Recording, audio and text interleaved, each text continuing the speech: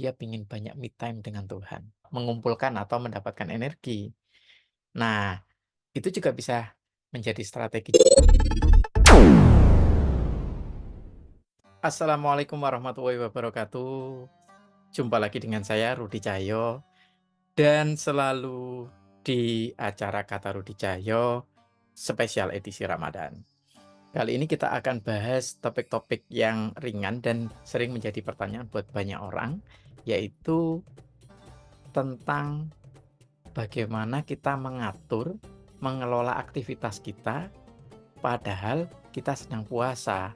Ya, kita kan tahu sendiri kalau siang itu adalah secara jadwal umum, itu adalah jam untuk bekerja. Sementara ketika siang, kita sedang berpuasa. Maka pertanyaannya, orang-orang biasanya bertanya tentang bagaimana kita tetap fit, tetap bisa melakukan aktivitas padahal kita sedang berpuasa. Ya, sedangkan kita diminta atau wajib melakukan pekerjaan-pekerjaan kita, gitu. Nah, ini saya akan menarik ke beberapa koridor, beberapa sudut pandang ya. Mulai dari sudut pandang yang paling ringan di kehidupan kita sehari-hari, yaitu mengatur, mengelola energi kita dalam melakukan aktivitas di siang hari.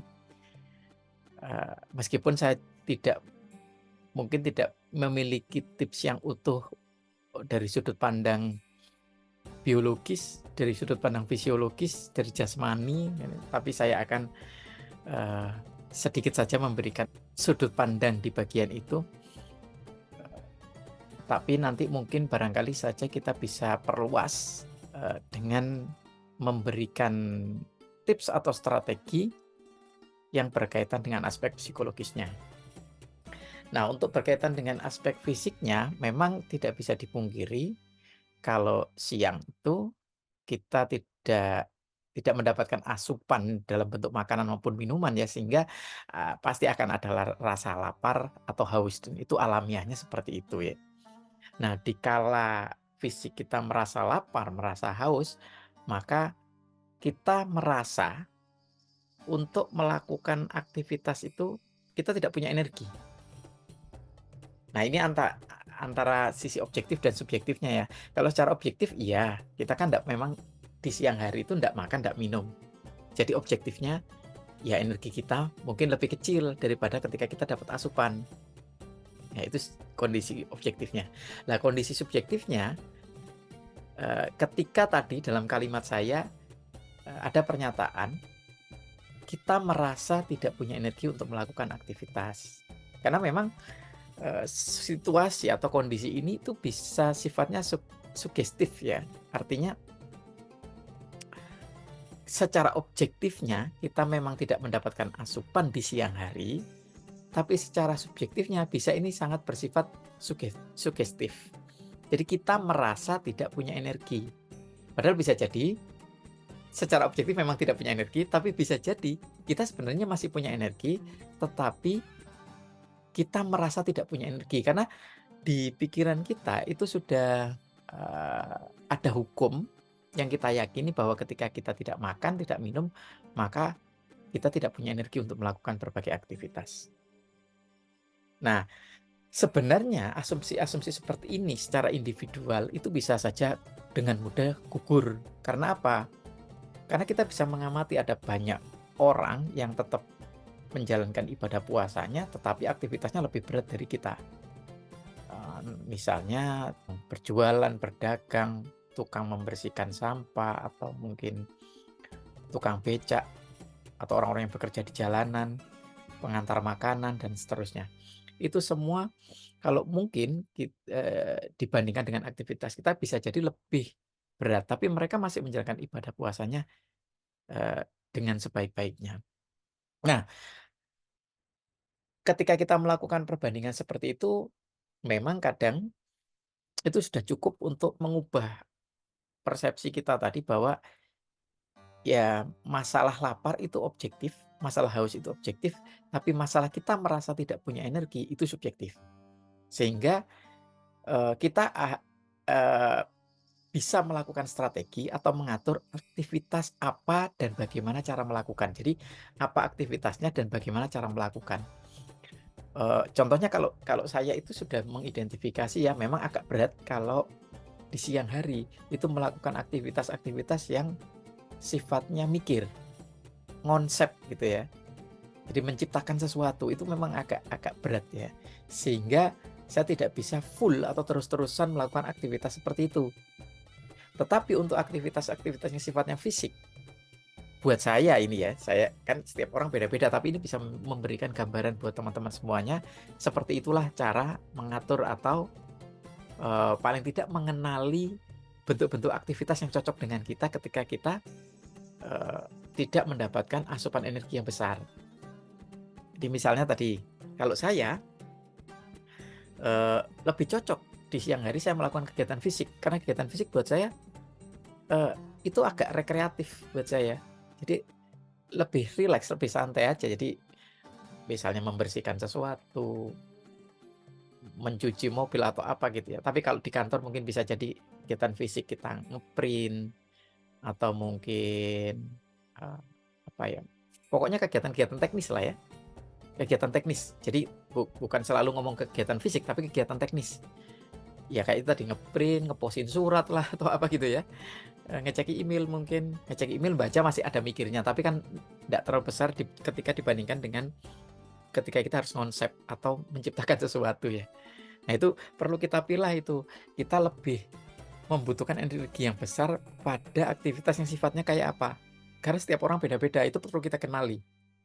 Ya, jadi secara objeknya kita perlu mengenali jenis aktivitas kita sehari-hari dalam pekerjaan. Secara subjektifnya kita harus perlu mengenali kita itu punya style yang kayak apa. Ya contohnya lagi, saya contohkan kepada saya tadi, kalau saya dengan asupan energi yang kecil, saya lebih cocok melakukan kegiatan fisik atau kegiatan yang sifatnya teknis. Tidak banyak mikir. Kalau mikir saya cepat lapar gitu ya. Sehingga itu lebih cocok saya lakukan di malam hari ketika asupan energi saya besar ya. Jadi ini benar yang kadang diucapkan di iklan-iklan bahwa tidak ada alasan atau tidak bisa menjadikan puasa sebagai alasan untuk bermalas-malasan. Ya itu ada benarnya ya.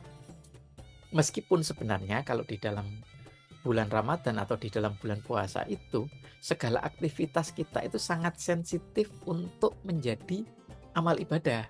Oh, saya pakai kata sangat sensitif ya. Artinya apa? Artinya di bulan Ramadan itu kan Tuhan itu sangat bermurah hati untuk memberikan banyak sekali pahala ya. Kita tidur aja dapat pahala ya. Kita menjaga diri tidak mengatakan kata-kata yang kotor, kata-kata yang kasar atau tidak membicarakan orang lain. Terus berusaha menekan kalau ada rasa dengki, ada rasa iri, ada rasa jengkel, ada rasa dendam di hati kita, berusaha untuk dihilangkan. Itu aja sudah bernilai pahala. Atau sesuatu yang sifatnya nyata, real di lingkungan kita. Ada duri kita singkirkan, ada batu yang mungkin menyandungi orang kita singkirkan. Itu bernilai ibadah semuanya. Sehingga sebenarnya kalau ngomong bermalas-malasan nggak ada alasan untuk itu gitu. Nggak ada alasan untuk bermalas-malasan. Karena apa? Yang perlu kita tingkatkan itu adalah aktivitas-aktivitas kita yang bernilai ibadah sebenarnya. Jadi artinya kita bisa melakukan apapun, pilihannya banyak. Jadi tidak ada alasan untuk bermalas-malasan.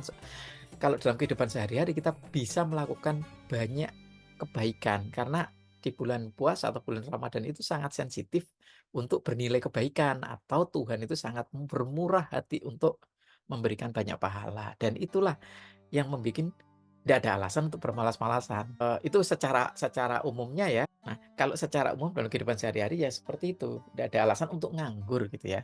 Bahkan termasuk kalaupun mau tidur bolehlah. Karena tidur itu pun juga ada pahalanya gitu ya. Tapi ketika tidur itu tidak memungkinkan, maka aktivitas yang lain masih banyak pilihannya. Nah, itu yang perlu kita garis bawahi dulu untuk hal yang real, ringan sehari-hari kayak begitu. Tapi untuk hal yang membutuhkan strategi, balik lagi kepada yang saya contohkan tadi. Kita harus tahu aktivitas-aktivitas kita sehari-hari di pekerjaan kita kayak apa, dan kita mengenali diri kita, style bekerjanya kayak apa. Contoh kayak saya tadi, saya lebih mudah melakukan kegiatan teknis ketika energinya kecil. Ketika ndak makan, ndak minum, itu mending saya melakukan kegiatan fisik atau kegiatan yang ndak mikir atau kegiatan yang teknis.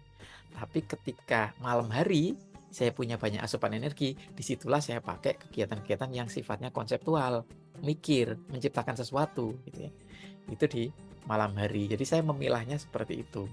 Mengenali style dalam bekerja ini juga termasuk mengenali preferensi kita. Jadi kalau misalnya taruhlah kita orangnya ekstrovert, senang ketemu orang, berarti kan kalau ketemu orang itu dapat energi besar. Ini beda dengan yang introvert. Yang introvert kalau sendirian itu justru dapat energi yang besar. Kalau ketemu orang malah dia energinya cepat habis. Nah, kalau dengan cara seperti itu juga bisa mengatur bagaimana pengelolaan energi kita ketika kita berada di tempat kerja. Jadi, jika memungkinkan yang ekstrovert ya banyak ketemu orang saja karena itu sumber energi. Kalau yang introvert jika memungkinkan lebih banyak melakukan aktivitas sendiri, itu lebih banyak mengumpulkan atau mendapatkan energi. Nah, itu juga bisa menjadi strategi juga. Jadi, selain style pekerjaan yang kita lakukan atau style kita dalam melakukan pekerjaan, juga kita bisa mengenali personality atau preferensi kita. Jadi kepribadian atau kecocokan atau preferensi lah ya. Kita itu orangnya kayak apa.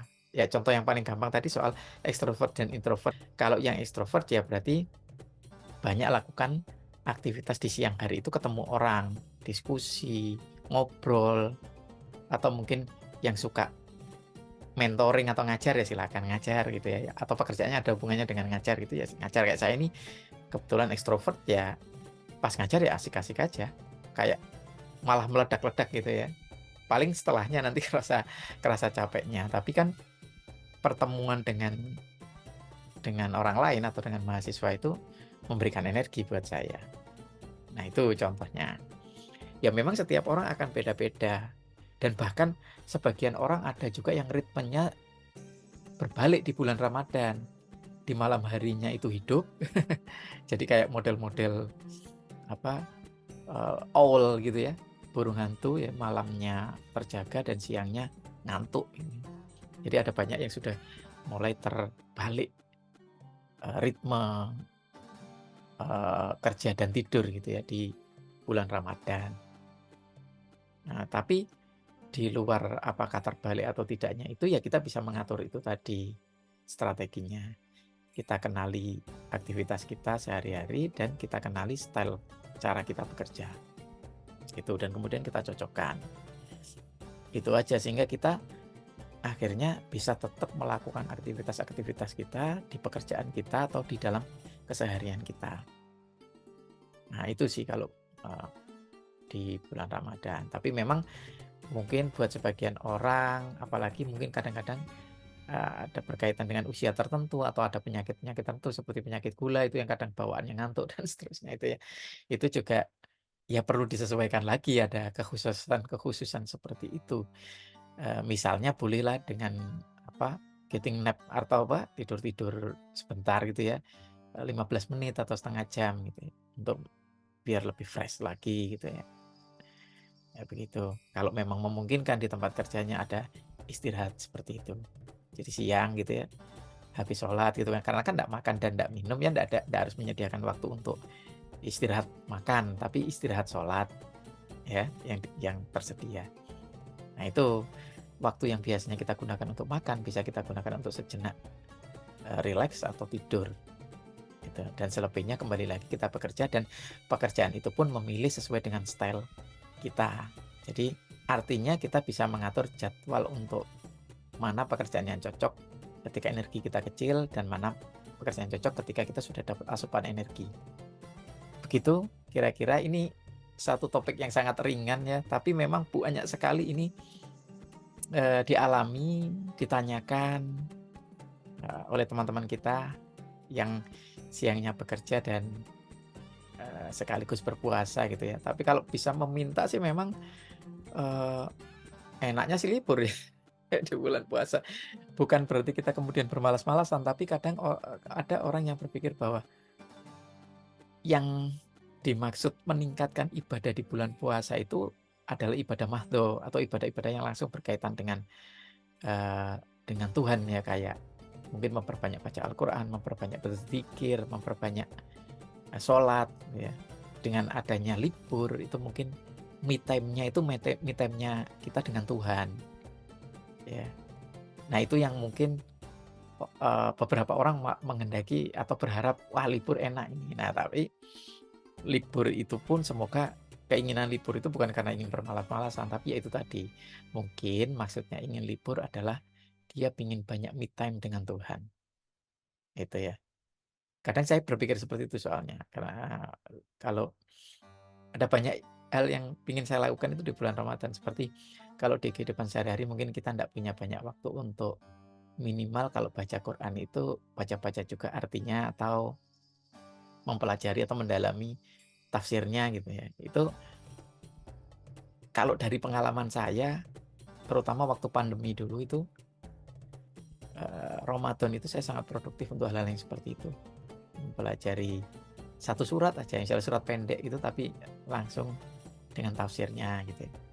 Nah tapi karena sambil bekerja, ya bukan berarti ini jadi alasan, tapi kadang-kadang ya bisa harus mengatur waktu-waktu me time sama Tuhan itu tidak terlalu banyak gitu ya mungkin ya. Makanya ibadah-ibadahnya jadi ibadah-ibadah yang dalam ranah sosial atau keseharian itu, atau ibadah-ibadah rumah tuh ya. Nah demikian untuk topik kita kali ini tentang menjaga ritme aktivitas kita di bulan Ramadan. Sampai ketemu lagi di Kata Rudi Cahyo yang akan datang, masih selalu di edisi spesial Ramadan.